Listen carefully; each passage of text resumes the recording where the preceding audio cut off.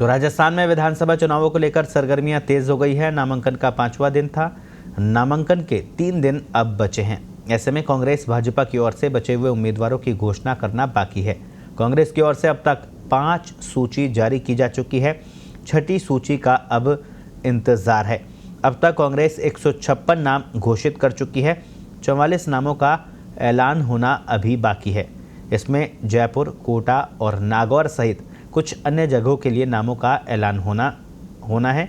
सूत्रों की माने तो जयपुर की झोटवाड़ा सीट पर कांग्रेस इस बार नया प्रयोग कर सकती है। कांग्रेस ऐसा चेहरा उतारना चाहती है जो अंतर्राष्ट्रीय स्तर पर ख्याति प्राप्त कर चुका हो। झोटवाड़ा से कांग्रेस के मौजूदा विधायक लालचंद कटारिया चुनाव लड़ने से मना कर चुके हैं। ऐसे में यदि कटारिया अपने निर्णय पर कायम रहते हैं तो यहाँ किसी ओलंपियन को भाजपा के राज्यवर्धन सिंह राठौड़ के सामने उतारा जा सकता है। राज्यवर्धन सिंह राठौड़ भी ओलंपियन हैं। वहीं हवामहल विधानसभा क्षेत्र से कांग्रेस की ओर से शहर अध्यक्ष आर तिवारी का नाम चल रहा है। माना जा रहा है कि तिवारी को दिल्ली से हरी झंडी मिल गई है और तैयारी करने के लिए उनको कहा जा रहा है। ज़मीनी तौर पर वो मजबूत नेता है। वर्तमान में हवामहल से विधायक महेश जोशी को अब तक टिकट नहीं मिला है। जोशी मुख्यमंत्री अशोक गहलोत के करीबी माने जाते हैं, लेकिन अब माना जा रहा है कि जोशी का टिकट कटना तय है। विद्याधर नगर से भी कांग्रेस ने अब तक उम्मीदवार घोषित नहीं किया। पिछली बार सीताराम अग्रवाल को कांग्रेस ने अपना उम्मीदवार बनाया था। ऐसे में माना जा रहा है कि इस बार भी कांग्रेस की ओर से सीताराम अग्रवाल को उम्मीदवार घोषित किया जा सकता है। तो कांग्रेस की 5वीं सूची का इंतजार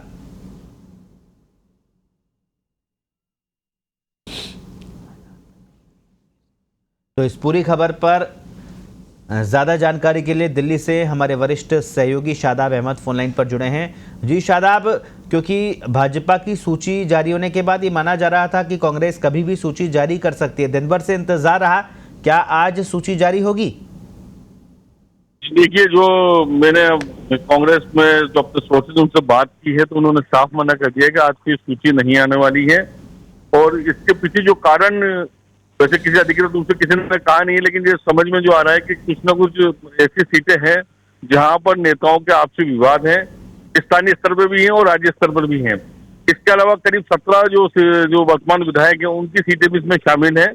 और ऐसा लगता है कि कांग्रेस की तरफ से बताया गया था कि 20 से 25 विधायकों को टिकट काटे जाने हैं और करीब 8 विधायकों के टिकट पहले जो इससे पहले सूची आई थी उसमें काटे गए थे। तो अब ऐसा माना जा सकता है कि जो अगली सूची आएगी उसमें करीब 15 विधायकों के टिकट काटे जा सकते हैं।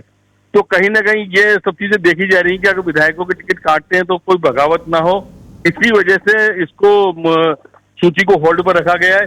और ये सूची ऐसा लगता है कि 5 तारीख की रात को या तो क्योंकि जो जिनको फॉर्म भरवाने हैं उसको फोन करके किया गया और सूची को शायद 5 की रात को कहा जाए, मतलब जारी की जाएगी और सिंबल जो है सीधे कैंडिडेट को 6 तारीख को पहुंचा दिए जाएंगे।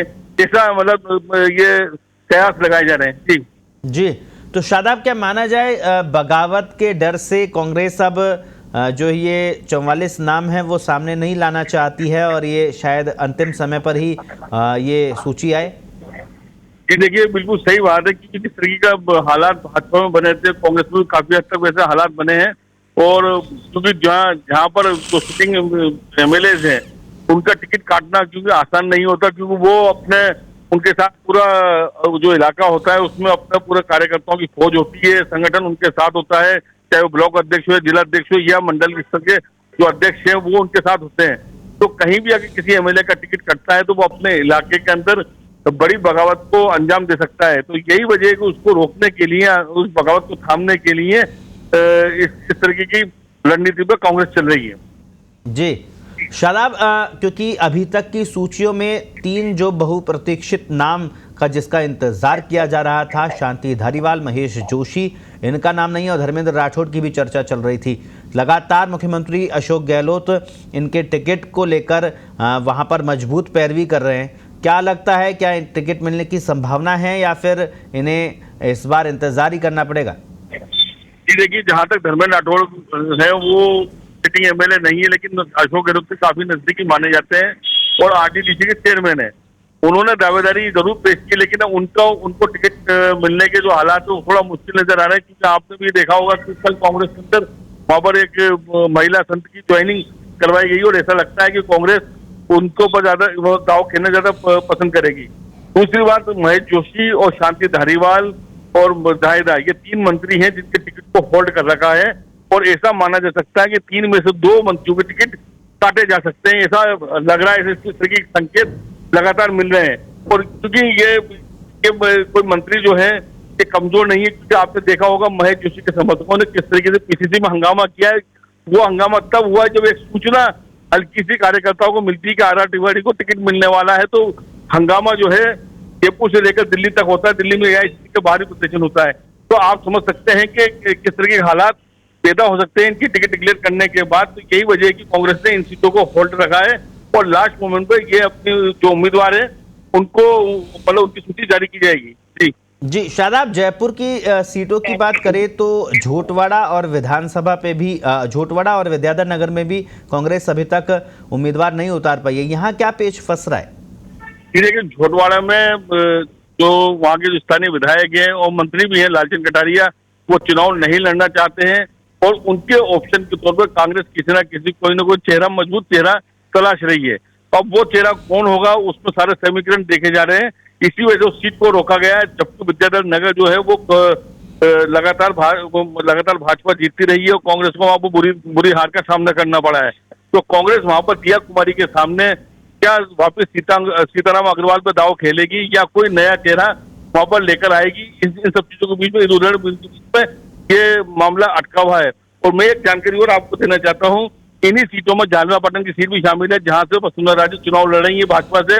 उनके सामने भी कांग्रेस अभी तक चेहरा नहीं तय नहीं कर पाई है और ऐसी करीब 15 सीटें हैं जहां भाजपा बहुत मजबूत है, कांग्रेस की बहुत बुरी हालत चुनाव में रही है। तो ऐसी सीटों को कांग्रेस ने अभी होल्ड कर रखा है और इसके ऊपर उम्मीदवार चयन की जो जिम्मेदारी थी ना, वो कांग्रेस अध्यक्ष मल्लिकार्जुन खड़गे पर छोड़ दिया था। अपने सारे विकल्प कांग्रेस की तरफ से बता दिए गए थे, 3 नाम 4 नाम जो भी थे वहां पर उम्मीदवारों के, वो बता दिए गए। तो उनके ऊपर पूरी जो मजबूती और जो कमजोरी थी हर कैंडिडेट की, उनको बता दी गई थी कि ये चेहरे हैं और इनकी मजबूती कमजोरी ये है। अब उस पर फैसला मल्लिकार्जुन खड़गे को लेना है और क्योंकि मल्लिकार्जुन खड़गे छत्तीसगढ़ के दौरे पर है, वो उनके आने के बाद इस पे कल या परसों फैसला होगा। फिर ये सूची मैं वही बता रहा हूँ 5 या 6 को पता लगेगी। जी शादाब, बहुत बहुत शुक्रिया तमाम जानकारी के लिए।